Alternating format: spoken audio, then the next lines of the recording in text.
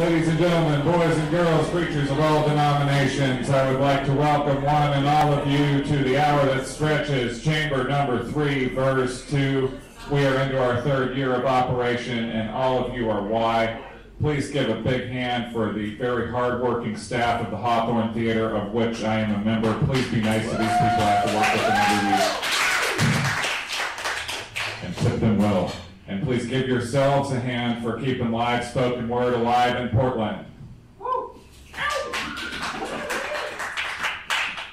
Gonna get things started right away. I wanted to give everybody a chance to get here and everything else, but we have a full bill tonight, and it is a bill full of headliners, which is not very uncommon for this show, but tonight kind of stands out above the pack.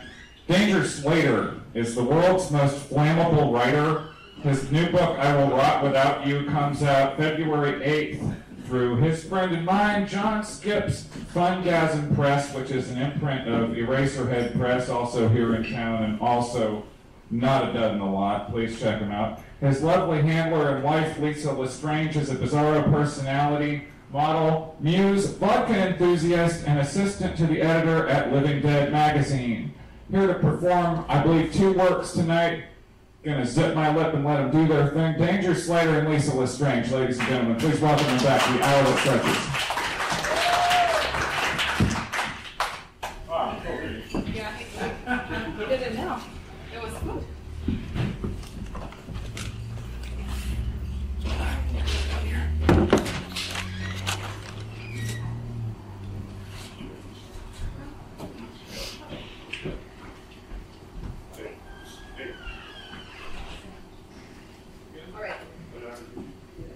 Okay, so we are going to perform a piece of performance art. I guess we sort of call it a play. A play. But first, I thought we'd take a minute, and I want to interview the writer that is Slater. In case there's one of you here that doesn't know about it, let's find out a little bit more. So, ladies and gentlemen, Slater, writer, comedian, lover of bananas. True, I do love bananas. They're like nature's fingers. Yeah. I would like to thank you for agreeing to this interview. I know you prefer to just be silly and not, answer questions or read books, but here we are. And you're super busy, so let's get started. Yeah, I'm actually a little busy, so we could speed this up. Yeah. All right. So first of all, could you talk about the book a little bit? Yeah, that's great. Okay, so I got this new book coming out. It's called I Will Rot Without You. The plot's, it's a little complicated. So there's this guy, Ernie, and he lives in this apartment and it's kind of falling apart. He's trying to get over his ex-girlfriend, but he's having problems with that, not just personally, but also because there's this intelligent mold that's growing in his bathroom and these cockroaches that live in his walls, and they're kind of conspiring against him to get in the way of happiness for him, which is even more complicated because he meets this girl next door who he kind of likes and he wants to get into a relationship with her, but her boyfriend has been cutting off parts of his body and sewing them onto him. Oh my god, that sounds like super interesting. You should read some from that. Yeah, well, I would, but I didn't bring a book or anything. If you said I don't like to read. What do you know? How about if, just randomly, how about this bookmark page? Oh. I guess I'll read from this randomly bookmarked page.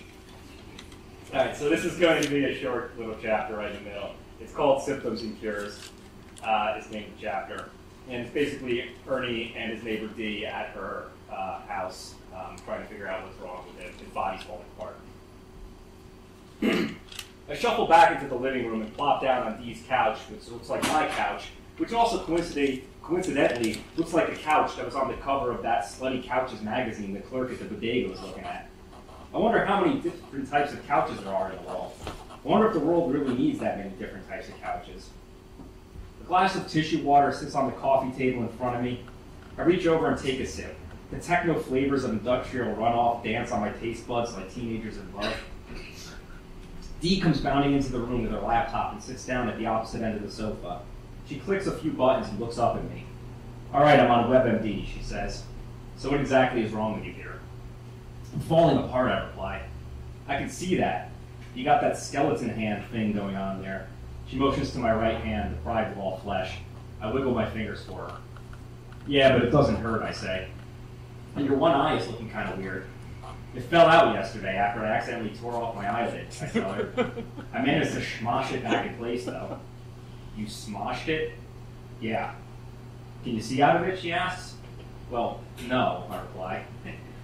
What else you got going on? What else, I sigh. Let me see. Part of my scalp fell off. My gums are pushing my teeth out of my head. I can't stop puking up this green shit. I'm getting these flash headaches that are causing me to hallucinate. My body temperature seems to be in a constant state of flux, either spiking or dipping, both of which cause me involuntary shivers. I can't eat. I can barely sleep. I started lactating. I might have stigmata. Oh, and there's this. I plop my dead leg onto the coffee table, roll up my pants, and pop off my shoe. My foot is covered in a thick, bark-like coating. The stink of it fills the room like rotten meat left to canker in the summer sun. My toes extend and curl like plant roots searching for the dirt, and upon my woody and layered skin, thousands of tiny mushrooms sprout like a miniature forest. The fungus eats away at the crust, corroding my hardened calf muscle. So, what's going on there, says Dee. It's turned into wood, I say. Or it's turned wood-like. I can see that, but why, she goes. I don't know why. What does the computer say? That's not really a symptom of anything. It's got to be a symptom of something, I say. These kind of things don't just happen. I don't know, Ernie. I've never heard of anything like this before. Hey, Dee, I say as I pull my foot off the table and lean in towards her conspiratorially. Can I ask you a question? A symptom-related question? Okay, she says, but WebMD probably won't be able to help me with that either. Do you think it's possible to raise the dead? What, she goes with a light chuckle? Like dead things. Do you think you can somehow make them undead? Do you think once things are gone, that they're gone? Or do you think there's a way to bring them back? What are you talking about, she says. Like zombies? No. Well, maybe. But it's not exactly, no. It's these chemicals, I go, pointing to the nearby bottles. I think they're doing something to the bugs in the walls.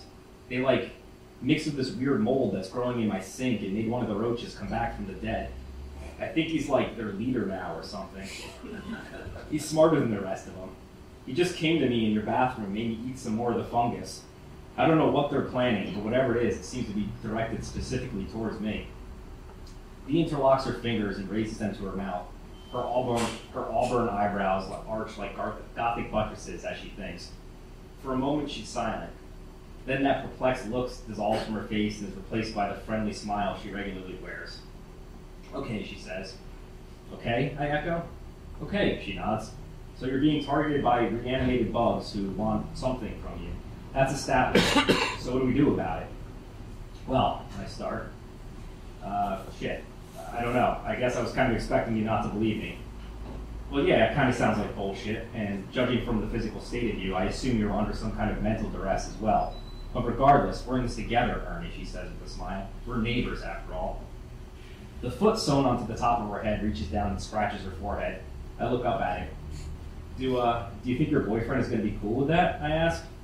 Before she can even respond, Cutter's burly, masculine forearm comes shooting out of one of her sleeves and slaps me across the face.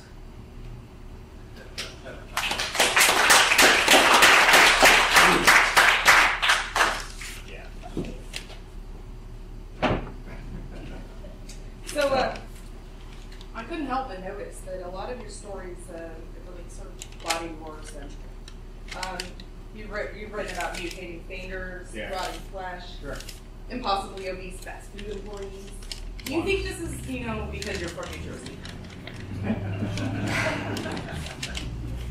You really like to hammer this New Jersey thing home with me. Yeah, okay, I'm originally from New Jersey, a fact that she likes to remind me of constantly. I know everyone thinks New Jersey's a joke, but New Jersey's actually pretty great. From where I grew up, I could get to New York City in like 30 minutes.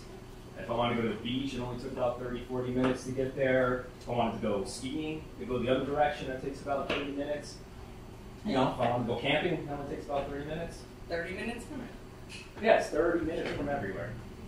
I can tell you're not impressed. Okay. Well, New Jersey is home to a lot of celebrities you probably love, like Kevin Smith. Or Danny DeVito? Yeah. Oh, Judith Light. Angela from Who's the Boss? You don't like Who's the Boss? What? No, not so much. So, body work. Body work.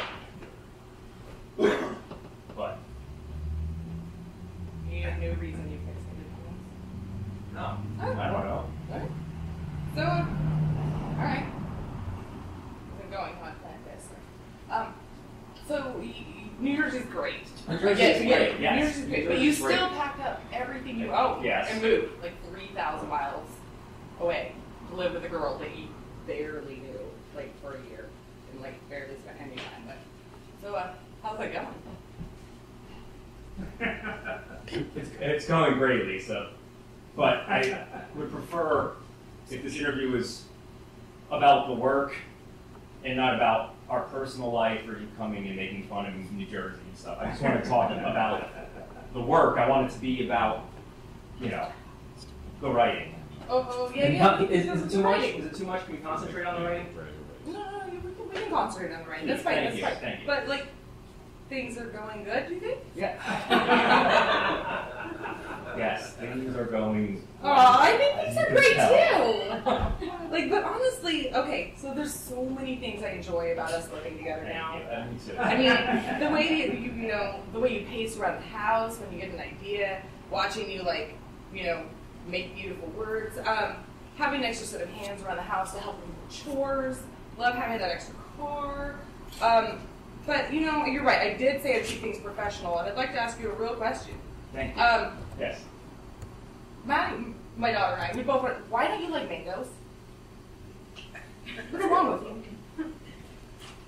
I don't have a snappy answer for you. I just don't like mangoes. I mean, you just don't. Think it's because you're from a very toxic waste-filled area and perhaps it has affected your nuts?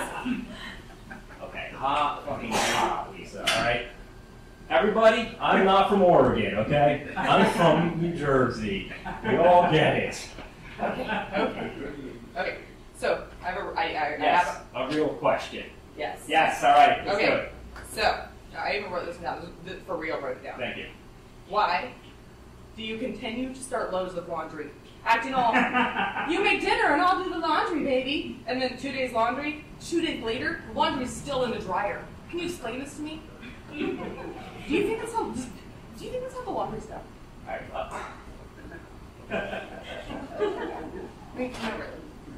well, if you think about it, right, most of the laundry in our house belongs to you and your kids. At most, I'm only bringing in 25% of the laundry, let's say.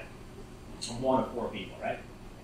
All right, so if I do the laundry into the washing machine and then from the washing machine into the dryer, that's like 66% of the laundry right there. So 25 to 66 is basic math. I'm doing my fair share. Yeah, no, not the math. The math. No.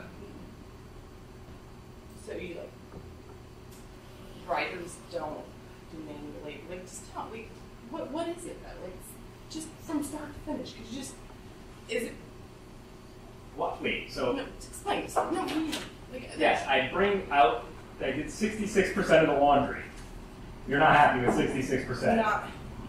All right. Can we get back to the book questions? Okay. I swear there is one more book question in here somewhere. What do you have on this paper? No. Okay, here we go. Let me ask you this. Would you rather have the ability to write amazing books, Probably, but never have clean clothes and live in a shack?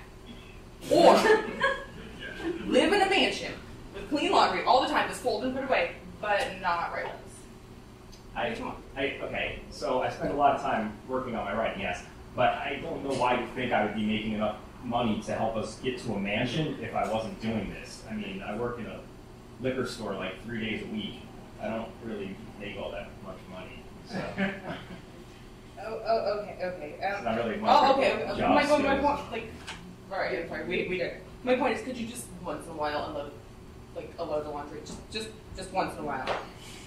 Please, just one. Are you going to... This is all about the laundry, right? Isn't it? This is the whole reason you wanted to do this interview, so you could bring up doing the laundry from all these people. This isn't on. Why did you even bring the book? Did you try to lure me in like a bear trap or something? You know, put a little Yes. cheese on the mouse trap for me or something. That's all. Like I was thinking, yeah. Just do the first. Like I'm fucking. All right, I maybe will do the laundry. I'll even fold the laundry sometimes, if I remember. I just don't want to ever fight again. Okay, baby. Let's never fight in public. All right, thank you, baby. All right. All right.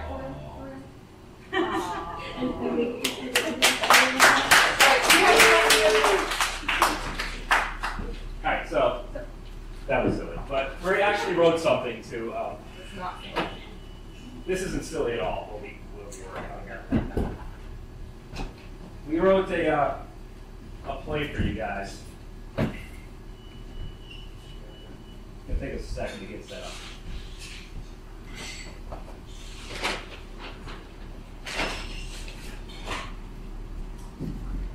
All right, so,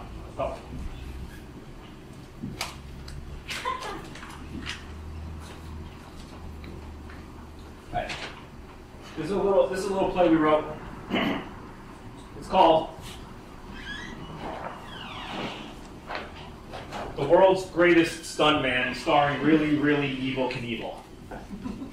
And Lisa is going to be playing the part of Jan Cortland, a TV news anchor woman, and I'm going to be playing the part of her co-host Chip Branson as they watch Really, Really Evil Knievel perform his most death-defying stunt to date.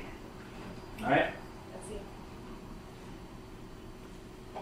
Welcome back, folks. If you're just tuning in, boy, do we have a treat for you. World-renowned daredevil and legendary stuntman, Really, Really Evil Knievel, is getting ready to perform yet another one of his death-defying, record-breaking stunts. That's right, Jan. The tension here is as thick as a block of cheese.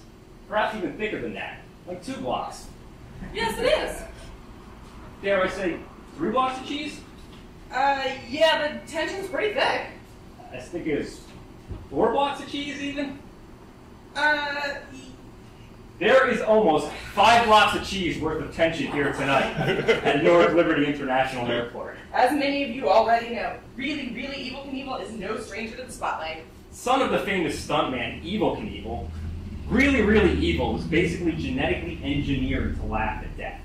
Ever since his father's unfortunate passing in 2007 to idiopathic pulmonary fibrosis, Really, Really has not only carried the torch his father had lit, but poured gasoline on that torch and jammed it right up the devil's old puckered poop chute.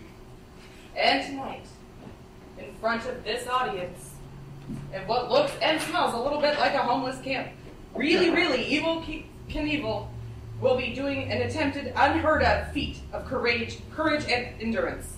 Jan, I am literally urinating with excitement.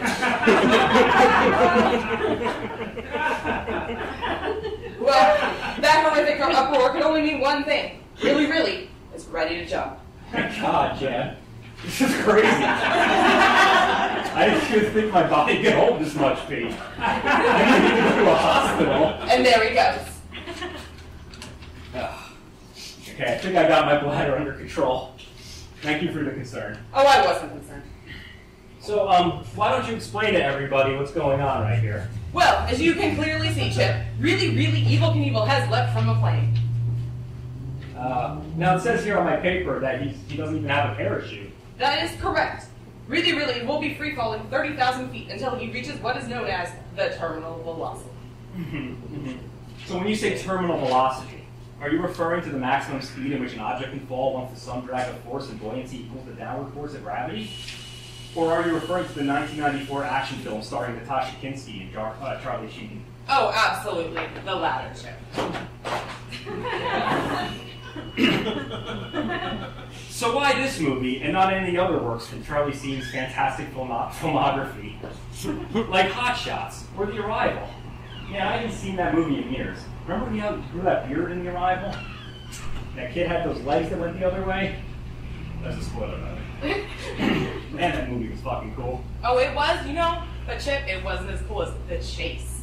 Oh my god, I totally forgot about The Chase. Man, that movie was great! Well, you'd forget your own head if it wasn't so non, wouldn't you, Chip? Sure, Jen. And here come the drunken barbers.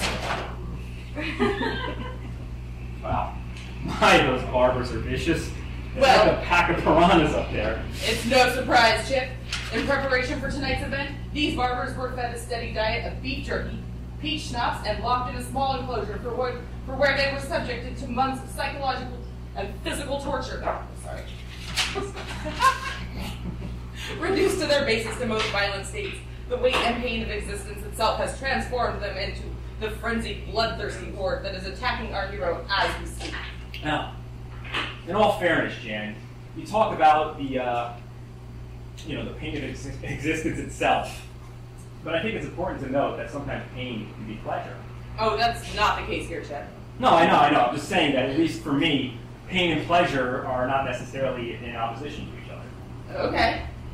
I'm talking about the way I like my sex, Jan. Oh, I think we got it. Well, I don't know about you, but I think the new haircut looks pretty good on old Really Really.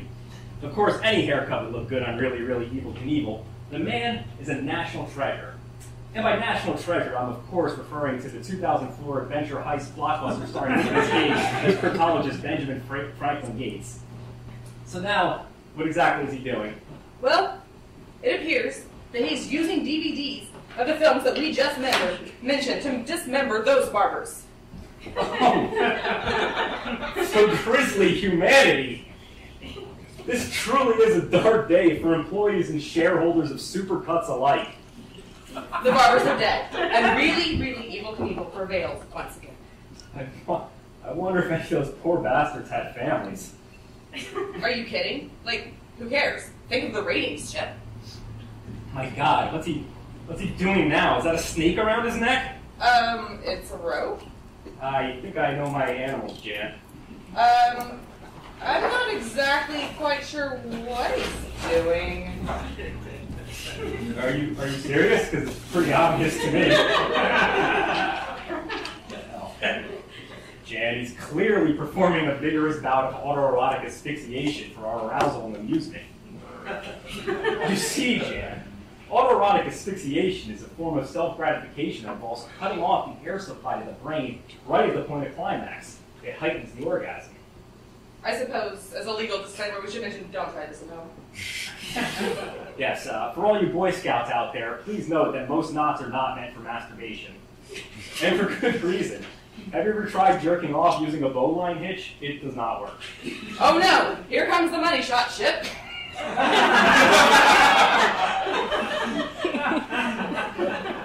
Well, Merry Christmas to me. Not to interrupt you, Chip. I'm actually getting a message from the producers here. It seems we have an incoming call from the Knievel camp.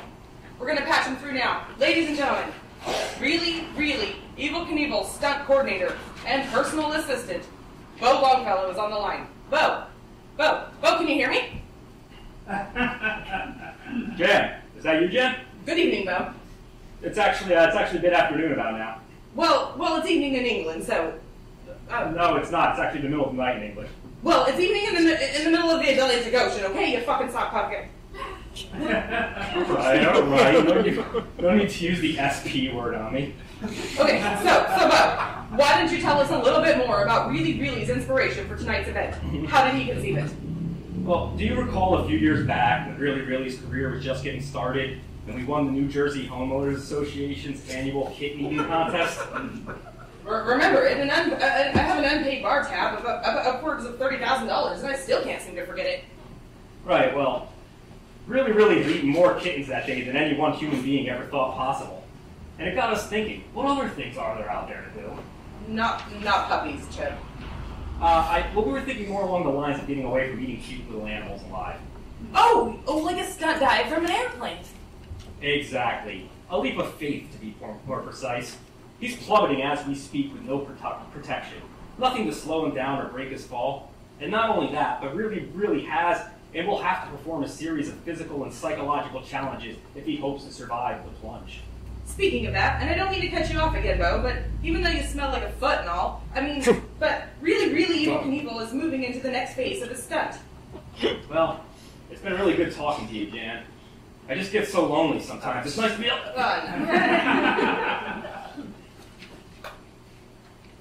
Okay. Well, this is an interesting development.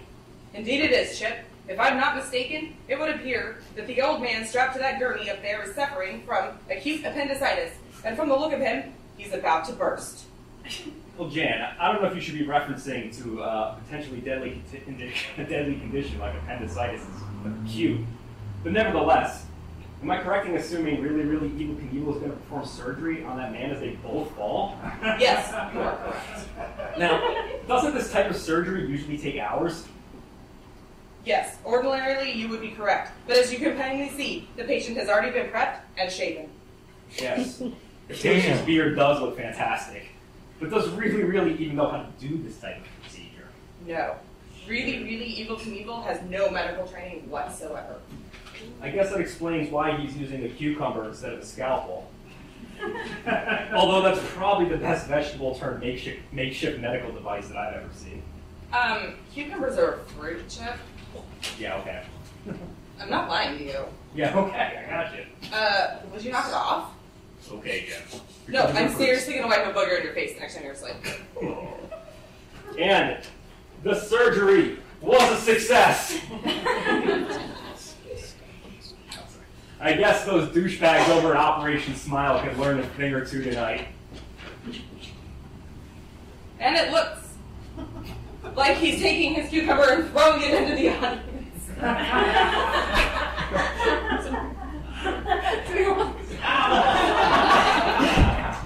Fucking stuff. Fucking hell, Jan. What could possibly be next? Well, the producers are telling me that Really Really's crown in this particular scene was conducted by Mrs. Tannenbaum's third grade class. It's at Hudson Street Elementary, just for tonight's event. Yeah, I can see the exquisite detail from here. Their tiny hands are great at getting a good weave into that crown of thorns. It's like it says in the good book, Jan. The road to salvation is paved with the sweat of the children. No, it doesn't. Sure it does. No, it doesn't. I was a theology major in college. Have you even read the Bible? What the hell is the Bible? What's the book you were even referring to? Oliver Twist. That's not even a quote from Oliver Twist. Look, Jan, you gonna keep riding my balls on every little detail? You wanna know what book it's from? Okay? It's from my book. It's from the book I'm working on. And my book is called Good Looking and Smart, the Chip Branson story. And one day, I'm gonna win the Academy Award for the best book in history. You think I want to be a television anchorman forever? You think I don't have hopes and dreams that extend past this petty and futile exercise we find ourselves in? God damn it, Jan. Really, really Evil Knievel is up there right now, in the sky, dying for our sins. We owe it to him. We owe it to ourselves to follow through on our dreams, to squeeze this lemon called life for all the juice it's worth. Sometimes, I don't know, don't you just want to wake up a different person? And you look out and you see all those branches, all those different possibilities you could have pursued, all laying out ahead of you, like an endless buffet. Jan, I mourn all the me's that I never became. And my heart weeps for every version of myself that was never born. What was that? I wasn't paying attention. You really want to read this whole paragraph here? And here we are on the final approach. Don't tell me he's planning on landing on that bullseye. Oh, I didn't tell you. You just kind of inferred it. Well, thanks for the English lesson, Jan. Don't drown yourself in a swimming pool full of dicks, Chip. Okay. Here he comes, everybody. I'm going to need you to help me count down here. In 5, 4, 3, 2, 1.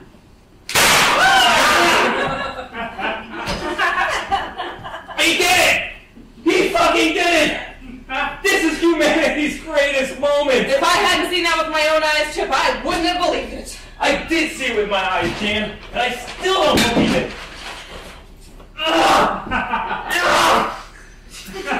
You liars! You fucking liars! Ladies and gentlemen, really, Evel Knievel has done it. He's just completed the world's most dangerous stunt, even though his body has been vaporized in the explosion. And his physical form has been scattered in every direction. But breathe in. Every molecule in his body, every thought he ever had was made of that same stuff that makes up everything in the universe. And now he is a part of you all. And when you inhale each and every breath, you are inhaling him. Not figuratively, but literally. The atoms in the air are the same atoms that have passed through him, and those are the same atoms that have passed through everything since the dawn of time. Don't you see? For there is no death.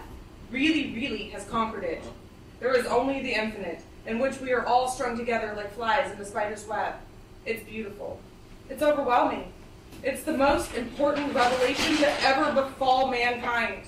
And we owe it all to really Evel Knievel. Oh my god. Oh my gosh, yeah, something's happening to me. Oh god, there's something coming out of my body. Oh my god. Oh my god. Oh my god. It's a baby. I am a man. And I just gave birth to a baby. The magnificence of really Evel Knievel's feet has caused me to become spontaneously pregnant and carry a baby to full term. Ladies and gentlemen, this truly is a historic day. Oh my god, my son, I am so blessed. I almost don't want to, but the producers are telling me we've got to go. We've got to wrap up the coverage trip. What? I won't do it, Dan! I won't do it! I'd rather kill us all right now than end this coverage. I have plastic explosives strapped to my chest, and I'm not afraid to use them. Be reasonable, Chip! You be reasonable! I just had a baby! You understand, Chip? That immediately following this broadcast is the premiere of Matt LeBlanc's new show, The Meat Man. Oh my god, I totally forgot. The Meat Man's on tonight. TV Guide says there's mutton funnier on primetime. Alright, that does it for tonight. This is Jan Portland, signing off. And Chip Branson and little Chippy Jr. saying good night.